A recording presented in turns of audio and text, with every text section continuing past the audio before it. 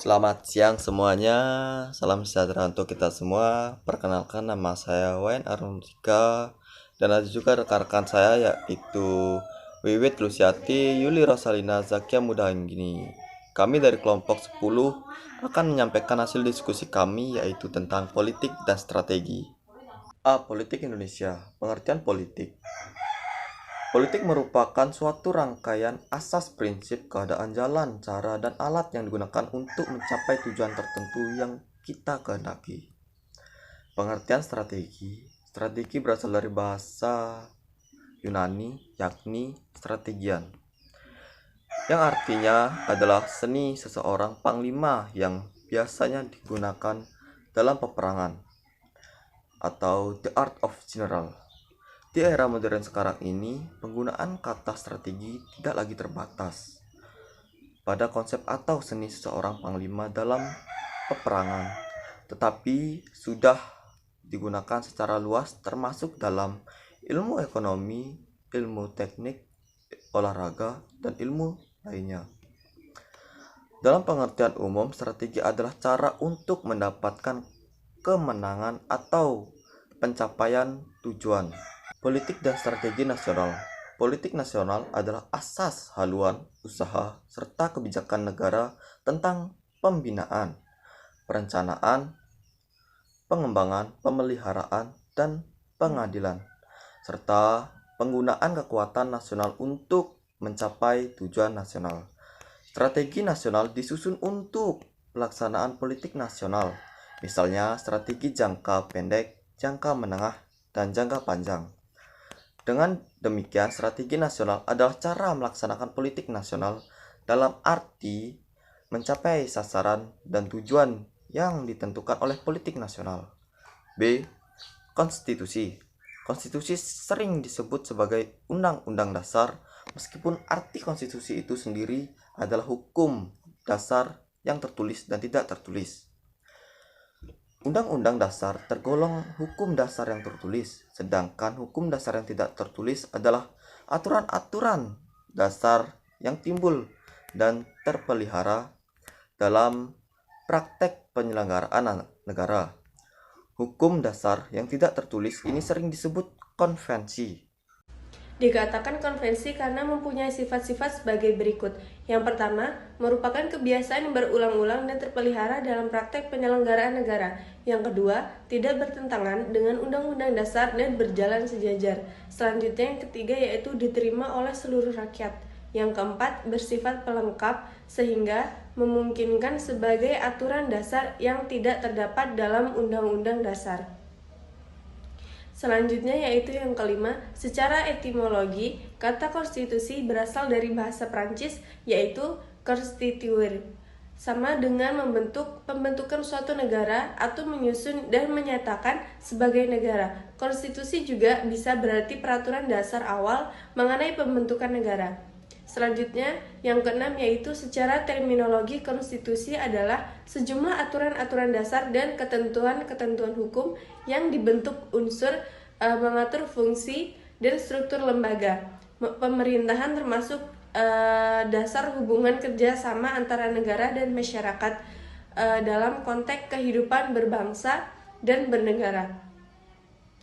Selanjutnya yang ketujuh yaitu namun apabila konstitusi dipandang sebagai fundamental laws atau lembaran hukum dasar bagi segala kehidupan masyarakat di suatu negara, maka jelaslah konstitusi menjadi bagian kajian ilmu hukum. Pengertian konstitusi menurut para ahli yang pertama KCWR. Konstitusi menurut para ahli yang pertama KCWR.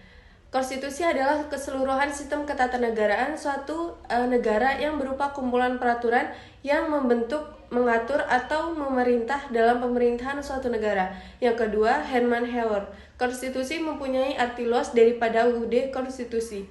Konstitusi tidak hanya bersifat yuridis tetapi juga sosiologis dan politis. Yang ketiga, Lesseul. Konstitusi adalah hubungan antara kekuasaan yang terdapat di dalam masyarakat seperti golongan yang mempunyai kedudukan nyata di dalam masyarakat, misalnya kepala negara, angkatan perang, partai politik, dan sebagainya. Selanjutnya yang keempat, L.J. Van Apeldoorn.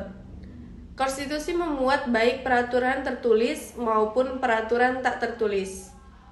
Yang kelima yaitu Koenimanto Sutopawiro.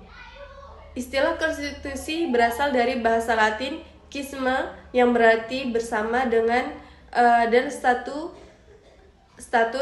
yang berarti membuat sesuatu agar berdiri. Jadi konstitusi berarti menetapkan secara bersama. Selanjutnya Karl Schmitt membagi konstitusi dalam 4 pengertian, yaitu konstitusi dalam arti absolut mempunyai 4 sub pengertian, yaitu yang pertama, konstitusi sebagai kesatuan organisasi yang mencakup hukum dan semua organisasi yang ada di dalam negara.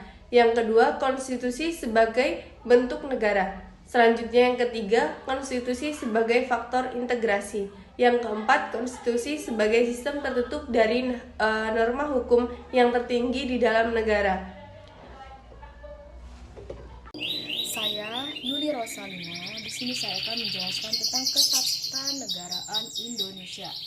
Berikut ini sistem ketatanegaraan Indonesia berdasarkan Undang-Undang Dasar 1945 per amandemen. 1. Sistem ketatanegaraan Indonesia berdasarkan Undang-Undang Dasar 1945 per amandemen. Prinsip kedaulatan rakyat secara kelembagaan dapat diorganisasikan melalui 2 pilihan, yaitu melalui sistem pemisahan kekuasaan separation of power dan pembagian kekuasaan division of power. Undang-Undang Dasar 1945 per amandemen tidak memberikan ketentuan yang tegas tentang pembagian kekuasaan. Undang-Undang Dasar 1945 hanya mengenal pemisahan kekuasaan dalam arti formal. Oleh karena itu, pemisahan kekuasaan itu tidak dipertahankan secara prinsipil. Dengan kata lain, Undang-Undang Dasar 1945 hanya mengenal pembagian kekuasaan, division of power, dan bukan pemisahan kekuasaan, separation of power. Fungsi-fungsi tertentu dibagikan sebagai tugas dan kewenangan lembaga-lembaga tinggi negara yang ada di bawahnya, yaitu Presiden, DPR, MA, dan seterusnya. 2. Sistem ketatanegaraan Indonesia berdasarkan Konstitusi RIS. Pasal 1 ayat 2 Undang-Undang Dasar 1945 menentukan bahwa kekuasaan kedaulatan Republik Indonesia Serikat dilakukan oleh pemerintahan bersama-sama dengan Dewan Perwakilan Rakyat dan Senat. Sistem ketatanegaraan Indonesia berdasarkan Konstitusi RIS dapat disimpulkan sebagai berikut. A. Menurut Konstitusi RIS, Badan Eksekutif dan Badan Legislatif dipisahkan secara tajam. Perdana Menteri maupun anggotanya tidak dapat merangkap menjadi anggota parlemen. B. Menganut sistem pertanggungjawaban menteri, tetapi tidak dikenal bahwa presiden dapat membubarkan DPR. Kekuasaan perundang-undangan federal dilakukan oleh pemerintah bersama dengan parlemen. Berkaitan dengan sistem pemisahan kekuasaan, maka Konstitusi RIS 1949 menganut teori pemisahan kekuasaan hanya dalam arti formal. Sekian yang dapat saya sampaikan, kurang lebihnya mohon maaf. 3. Sistem ketatanegaraan Indonesia berdasarkan UUDS 1950. UUDS 1950 adalah formal sebuah perubahan Konstitusi RIS 1949. Sesuai dengan pasal 1 ayat 2 UUDS 1950 menetapkan bahwa kedaulatan Republik Indonesia ada di tangan rakyat. Ketentuan ini berlainan dengan UUD 1945. UUDS 1950 dengan khusus menentukan bahwa kedaulatan rakyat itu dilakukan oleh pemerintah bersama DPR. Prinsip-prinsip sistem ketatanegaraan yang tercantum dalam UUD 1950 Negara Kesatuan adalah A. Penghapusan Senat. B. DPR sementara terdiri atas gabungan DPR RIS dan Badan Pekerja. 1.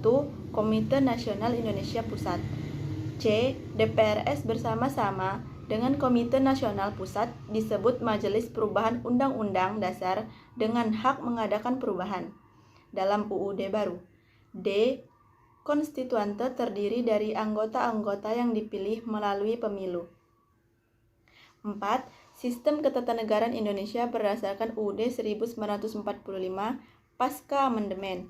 Sistem ketatanegaraan Indonesia dalam perkembangannya mengalami perubahan yang sangat mendasar sejak adanya amandemen UUD 1945 yang dilakukan MPR pada tahun 1999 hingga 2002. Perubahan tersebut dilatar belakangi adanya kehendak untuk membangun pemerintahan yang demokratis dengan check and balance yang setara dan seimbang di antara cabang-cabang kekuasaan mewujudkan supremasi hukum dan keadilan, serta menjamin dan melindungi hak asasi manusia.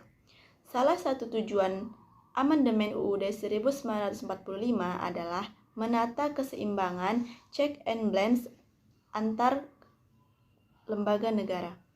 Amandemen UUD Republik Indonesia tahun 1945 tahun pertama dilakukan pada tahun 1999 dan tahap kedua tahun 2000.